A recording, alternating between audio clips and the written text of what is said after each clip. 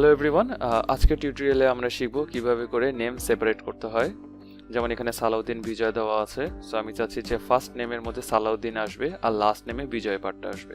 So এটা আমরা কিভাবে করতে পারি, খুবই সিম্পল। আমরা জাস্ট যেটা করব যে নামটার সালাউদ্দিন বিজয়ের প্রথমে সালাউদ্দিন পার্টটা লিখবো। সো লেখা স্টার্ট করি SLAHUDDIN, দেন নাফিউল হাফিজের জাস্ট নাফিউল পার্টটা লেখা স্টার্ট করব NAH। যখনই আমি NA দিয়েছি তখনই এক্সেল এর AI এটাকে ডিটেক্ট করছে যে আমি হয়তো নামের ফার্স্টের পার্টটাকে চাচ্ছি।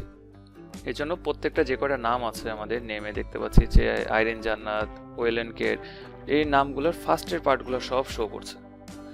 সো যখনই এই আমরা দেখতে পাবো যে আমাদের শো করা স্টার্ট করছে, তখনই জাস্ট আমরা এন্টার প্রেস করব, তাহলে আমাদের সবগুলো নাম চলে আসবে। একইভাবে আমরা লাস্ট নেমেও একই প্রসেস ফলো করব। তার মানে ফার্স্টে তাহলে বিজয় কথাটা লিখি, তারপরে দেখতে পাচ্ছি হাফিজ আছে। সো আমরা লেখা স্টার্ট করি HA। যখনই আমি HA লিখলাম তখনই আমার এক্সেল AI ডিটেক্ট করছে যে আমি হয়তো নামের লাস্ট পার্টটা চাচ্ছি। সো এর জন্য অলরেডি শো করছে বাকিগুলো।